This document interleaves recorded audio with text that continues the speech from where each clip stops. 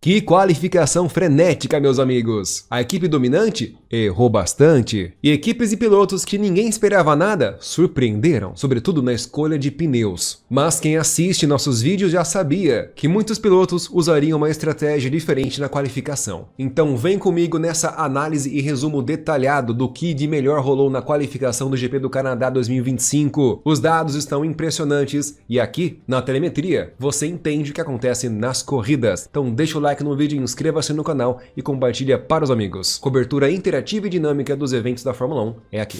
Vamos ao resumo, lembrando vocês que a qualificação é dividida em 3 sessões. O Q1, 20 carros na pista. Depois o Q2, somente os 15 mais rápidos. E o Q3, somente os 10 mais rápidos. E é no Q3 que é definido a ordem de largada dos 10 primeiros.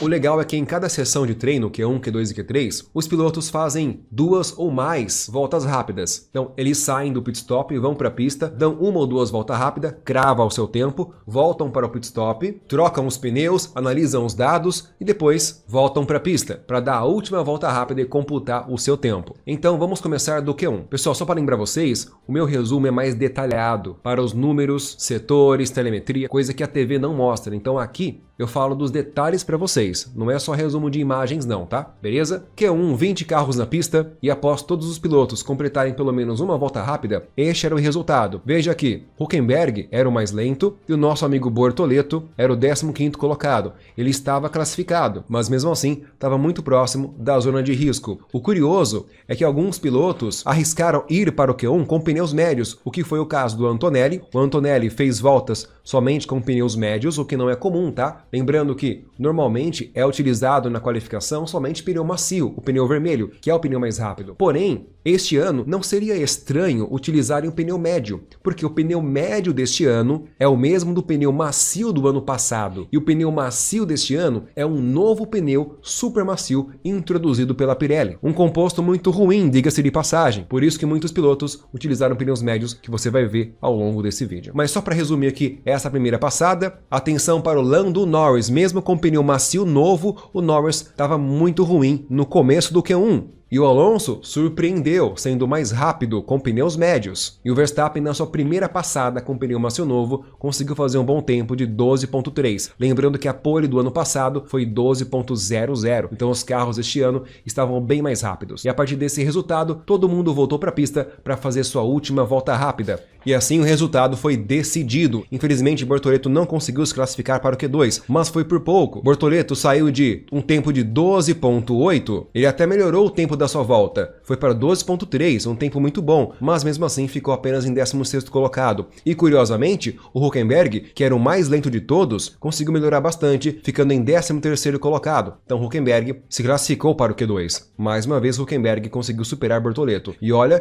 que tanto Hülkenberg quanto Bortoleto foram com tudo. Ambos estavam utilizando pneus macios novos, composto mais rápido da corrida, mas foi por pouco, por apenas 7 milésimos de segundo ele não supera o Ocon. E lembra que eu falei para vocês, hein? Existia muita expectativa em cima do Bortoleto, ou da própria Sauber, porque eles tiveram um bom resultado na Espanha, mas a característica desse circuito é totalmente diferente, na verdade é o oposto da Espanha. E pelo resultado que eles apresentaram durante os treinos, eu já tinha falado para vocês que a Sauber não estava com bom ritmo, e não deu outra. Resumindo, vamos para os ponteiros. Na última passada de volta rápida, o Norris colocou um novo pneu macio e conseguiu fazer a volta mais rápida, 11.8, já um tempo bem rápido, e o Piastri o segundo mais rápido. O mais impressionante aqui foi a Ferrari, pessoal. Hamilton em terceiro e Leclerc em quarto. Lembrando que a Ferrari, Leclerc principalmente, nem treinou direito. Não teve tempo, pois ele bateu seu carro. E Hamilton ficou constantemente reclamando de instabilidade em seu carro. Mas aqui no Q1, este aqui foi o resultado oficial do Q1, a Ferrari mandou muito bem. E aqui começava a curiosidade. O Alonso conseguiu ser o 6º colocado com um pneu médio de 10 voltas. É muita coisa. Mesmo assim, ele conseguiu fazer um tempo bastante competitivo, muito próximo ao do Verstappen, por exemplo, que estava usando pneus macios. E outra curiosidade, e um ponto de atenção que começou a ser chamado aqui, é o Leclerc conseguiu fazer um tempo próximo ao do Hamilton, só que o Leclerc estava com pneus macios usados de 11 voltas. Enquanto o Russell, que fez a pole, mas eu vou explicar para vocês o desenvolvimento dele para fazer a pole, o Russell ficou só na 7ª colocação. Repare, Russell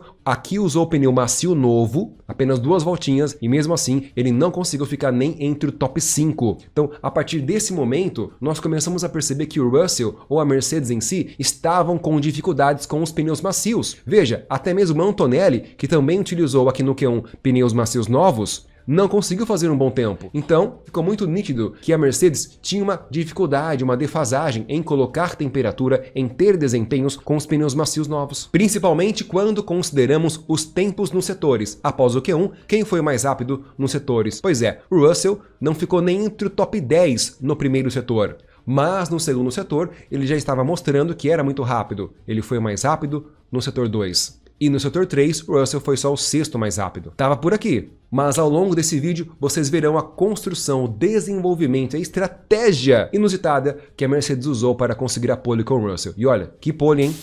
Agora vamos para o Q2. O Q2 é aquele mesmo jeitão. Os pilotos vão para a pista, completam 1 ou 2 voltas válidas, crava seu tempo, volta para o pit stop, analisa os dados e aí volta para uma última tentativa de volta rápida. Então, na primeira passagem do Q2, esse foi o resultado. Hülkenberg já na zona de eliminação, e o que mais impressionou aqui foi o Verstappen, que utilizou apenas pneus médios novos. E com os pneus médios novos, em apenas uma tentativa, ele fez a volta mais rápida. E que volta, pessoal? 11.6 é uma volta extremamente rápida. Piastri resolveu tentar com os pneus macios novos e foi mais lento que o Norris, que estava usando pneus usados. O Leclerc, utilizando pneus macios novos, conseguiu ser mais rápido que o Hamilton dessa vez, que estava com pneus macios usados. De 8 voltas, é muita volta. E mesmo assim, Hamilton conseguiu ser só 17 milésimos mais lento que o Leclerc. Ou seja, a partir desse momento, pessoal, ficou muito nítido que o pneu macio nessa qualificação não estava rendendo. Mas assim, estava rendendo nada praticamente, não compensava ele. Então perceba, o Verstappen de pneus médios em apenas uma tentativa não cometeu nenhum erro e conseguiu ser o mais rápido na primeira parte do Q2. Agora, a segunda parte do Q2 é aí que ficou o diferencial. O Russell foi lá, colocou pneus médios novos de apenas 2 voltas e fez a volta mais rápida. Então, no final das contas do Q2, Russell foi o mais rápido, com pneus médios novos e que desempenho, superando Norris, Leclerc, inclusive Verstappen. E olha que curioso, Verstappen colocou pneus macios novos e não conseguiu ser rápido. Ficou meio décimo atrás do George Russell, que estava com pneus médios. Ou seja, Verstappen tinha mais desempenho com pneus médios e Russell também. E vamos para os eliminados no Q2. Tsunoda, Colapinto, Hülkenberg, Berman e Haas. Colapinto tentou fazer voltas com pneus médios, mas não conseguiu. Porém, pessoal, destaque para o Colapinto, hein? Muito criticado. Ele está na pior equipe do grid nesse momento, que é a Alpine, e conseguiu uma 12ª colocação. Muito bom para ele. Argentino aqui, ó, mandou bem. E o Tsunoda, repito, ele está com um carro devidamente atualizado, igual ao do Verstappen, conseguiu ficar aí meio segundo atrás do seu colega de equipe. Um resultado mediano. Agora, indo para os setores, olha que interessante, este era o resultado do Q2 nos setores. O Russell continuava tendo dificuldades no primeiro setor, mesmo após ter colocado pneus médios e conseguido ser mais rápido no Q2. O setor 1 estava longe de ser bom, estava tomando quase 2 décimos para o Verstappen no setor 1, por exemplo. Ele era só o 10º mais rápido. No setor 2, porém, no setor 2 ele estava muito mais rápido, 1 décimo mais rápido que o Verstappen. E no setor 3, estava mediano aqui no meio do pelotão. Enquanto isso, Verstappen dominava o segundo setor e Verstappen também estava muito consistente no setor 2 e também no setor 3. Lembra da consistência que eu falei para vocês que o Verstappen teve durante os treinos? Pois bem, esta era a consistência. Ele tem um carro rápido e comete poucos erros. E na qualificação, a principal característica é justamente essa. Agora vamos para o Q3, pessoal. O Q3 foi o mais sinistro de todos. A primeira passada dos pilotos para a pista, todo mundo foi para a pista de pneus macios, exceto o Albon, que foi com os pneus médios e foi mais lento. Agora, o Hamilton e o Hadjar foram com pneus macios usados, enquanto todo o restante foram com pneus macios novos. E os tempos foram muito bons. Nesse momento, começamos a imaginar a superioridade do Verstappen e do Piastri e a dificuldade do Russell. Veja, o Verstappen fez uma volta voadora 11.2, quase o mesmo tempo do Piastri, também 11.2, e o Russell ficou muito atrás, 11.5, muito lento. Antonelli muito próximo dele. Agora, olhando de uma outra perspectiva, a perspectiva da vergonha, o Norris errou e o Leclerc errou e o Hamilton também errou, pessoal. Esses 3 pilotos erraram com frequência no Q3, não conseguiram fazer voltas boas.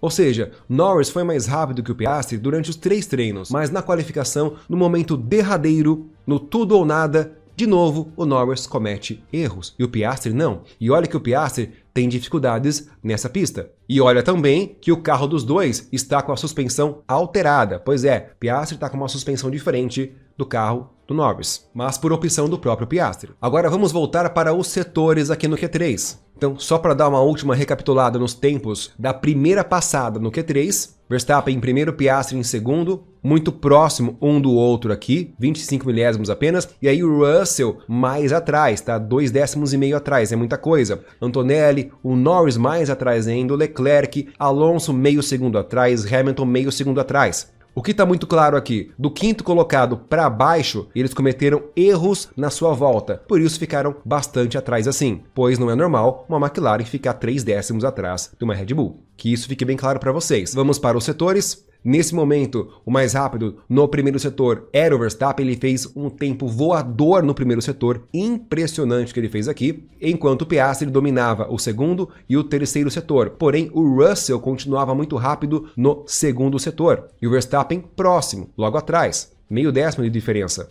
O curioso era que o Antonelli era o segundo mais rápido no terceiro setor. Olha só o que esse jovem piloto está fazendo, hein?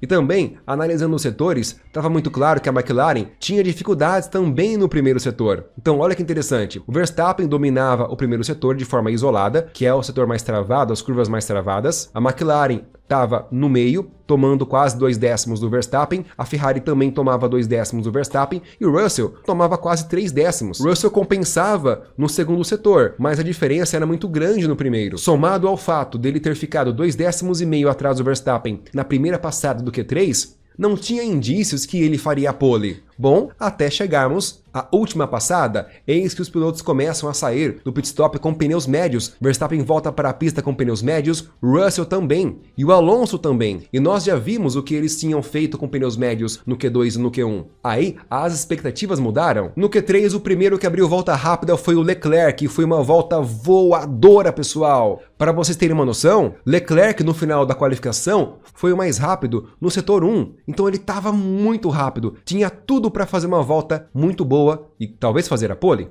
Mas infelizmente ele foi atrapalhado, perdeu o controle, né? Ele deu uma desculpa que ele entrou no ar sujo do carro que estava à sua frente. Mas na verdade, ele acelerou muito aqui, subiu na zebra e acabou perdendo o controle do carro. Então ele abortou a volta dele. Leclerc errou.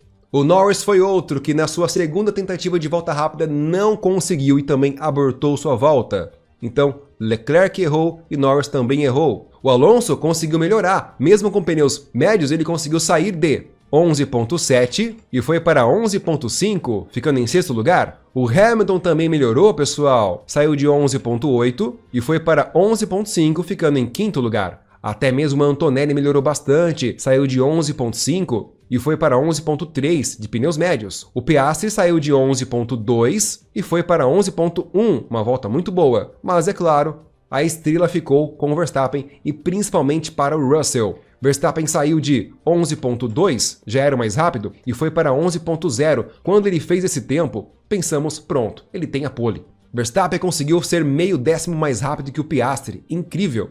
Mas eis que lá atrás vinha George Russell. E quando o Russell cruzou o primeiro setor, ficamos de boquiaberto, espantou a todos, pois só no primeiro setor o Russell conseguiu reduzir o tempo dele em quase 2 décimos. Ele saiu de 20.0 no primeiro setor e foi para 19.78, mas ainda faltava o segundo setor. O segundo setor, ele já tinha costume de ser rápido, mas será que ele seria mais rápido ainda que 22.4? E não é que foi, pessoal. 22.4 quem fez foi o Verstappen, Russell fez 22.2, impressionante. Pronto, a pole estava cravada, era só não errar, e é claro que ele não errou, pessoal. Cruzou o terceiro setor, sendo o segundo mais rápido e conseguiu fazer esta pole incrível com um tempo de 1:10.899, colocando mais de 1 décimo e meio em cima do Verstappen e mais de 2 décimos na frente de uma McLaren. Uma pista de 47 graus e 20 graus no ambiente. É claro que esse clima ameno não favorece tanto a McLaren, mas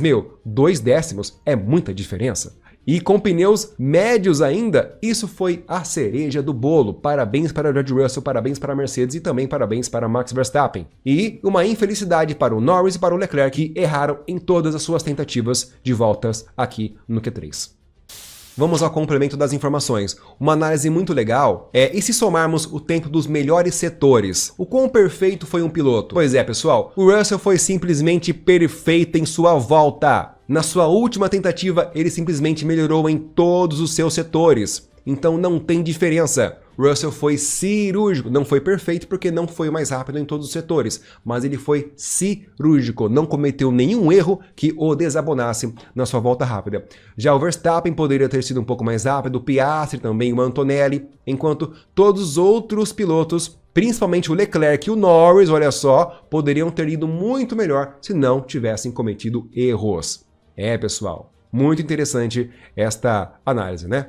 O Russell e o Verstappen conseguiram extrair o máximo de desempenho dos seus carros com os pneus médios, tanto que os dois foram os carros que mais usaram o acelerador durante a pista. 66% de aceleração máxima durante a extensão da pista. Isso é impressionante, ou seja, eles conseguem acelerar mais do que qualquer outro oponente. Isso aqui mostra como equilibrado estava o carro da Red Bull e da Mercedes, superando o carro da McLaren, hein? Impressionante. E uma rápida análise da pista. Quem foi mais rápido na pista entre George Russell de ciano e Max Verstappen de azul? O primeiro setor, Verstappen foi ligeiramente mais rápido que Russell, pouca coisa. O segundo setor, Russell foi bem mais rápido que Verstappen. E no terceiro setor, Russell também foi bem mais rápido que o Verstappen. Então, Russell venceu o Verstappen em 2 dos 3 setores. Para vocês entenderem, de vermelho é o primeiro setor, de azul é o segundo setor, e de amarelo é o terceiro setor, que basicamente o terceiro e último setor é 2 frenagens só, e depois a aceleração máxima. Então o primeiro setor é o mais travado, o mais lento, uma curva atrás da outra, tem que ter boa aderência. O segundo setor é muito curto, tem a curva 6, que eu acho que foi a curva que o Leclerc errou, escorregou ali, é uma curva bem rápida para a esquerda, e tem a zona de DRS. E como podemos ver aqui, o primeiro setor foi totalmente do Russell. Em quase toda a extensão do primeiro setor, o Russell foi mais rápido. Então, o carro do Russell está muito equilibrado, pessoal. Na troca rápida de direção, essa Mercedes está muito equilibrada, muita aderência. Já em parte do primeiro setor, foi meio a meio. Durante toda a zona de DRS, a Max Verstappen foi mais rápido. E no terceiro setor, em metade da zona de DRS, da curva 12 até a curva 13, foi um misto dos dois, até a linha de chegada, onde o Russell teve uma pequena vantagem. Nas velocidades tem pouca variação também, o carro do Verstappen ganha mais velocidade porque o Verstappen acelera mais cedo. A maior diferença entre esses dois pilotos é que o Verstappen acelera mais cedo, mas por consequência ele freia mais cedo também. Ao se aproximar das principais curvas, o Verstappen freia mais cedo. Ele prefere frear mais cedo, contornar a curva mais devagar para sair mais rápido depois da curva. Já o Russell prefere acelerar até o limite, até o ponto mais distante, para frear mais forte. Então, olha o quão equilibrado está o carro da Mercedes. O Russell acelera muito mais e freia muito mais forte. E aqui nessa pista, ter um bom freio é o diferencial, porque o que tem de frenagem após a aceleração é muito grande. E para finalizar essa cobertura para vocês, vamos para algumas entrevistas dos pilotos, começando pelo Piastri. O Piastri diz que, para ser sincero para ele, depois do resultado dos treinos, ele está bastante satisfeito com o resultado, P3. A equipe perguntou para ele se ele queria o pneu médio na qualificação, mas ele preferiu o macio, apenas para manter a consistência e não tentar algo novo como Russell e Max Verstappen tentaram. Ou seja, optou pela zona de conforto. E para ele é o melhor resultado. Vamos para Max Verstappen agora. Max disse que se sentiu bem no carro e o carro bom durante todo o fim de semana. E nessa qualificação o carro estava ótimo, em uma boa janela de performance. E a pista também é bem legal. Parece um kart, zebras muito grandes, e retas muito longas, freadas bruscas, mas o carro estava muito eficiente durante toda a pista. Então, se o carro está funcionando bem, eu estou feliz com o resultado. Max também comenta que a equipe ficou indecisa sobre qual pneu usar no Q3, mas ele ressalta que parece que a equipe tomou a decisão certa em optar pelos médios. Agora vamos para o George Russell, que fez a pole. Russell, emocionado, falou que a última volta dele talvez foi uma das mais emocionantes da carreira dele, pessoal. E não seria para menos, né? Foi muito rápido. Numa pista como Montreal, com muros, é emocionante. Ele confessa que ele ficou surpreso com o resultado, com o tamanho do resultado, quão rápido ele andou. e faz um comentário, porque ele vai largar do lado do Max Verstappen, meus amigos. Ele comentou que o Max Verstappen é agressivo, então até a primeira curva tem uma reta. O Max vai atacar forte, mas o Russell vai tentar ir atrás da vitória. Vai ser interessante, meus amigos! E devo lembrar vocês que nós estaremos aqui ao vivo domingo a partir das 3 horas da tarde, já está programado aqui na tela principal do canal. Vou deixar o link na descrição também, nos comentários. Telemetria ao vivo e mapa do GP do Canadá. Espero você. Deixa o like nesse vídeo, inscreva-se no canal e compartilha para os amigos. Cobertura interativa e dinâmica é só aqui, hein? A mais completa.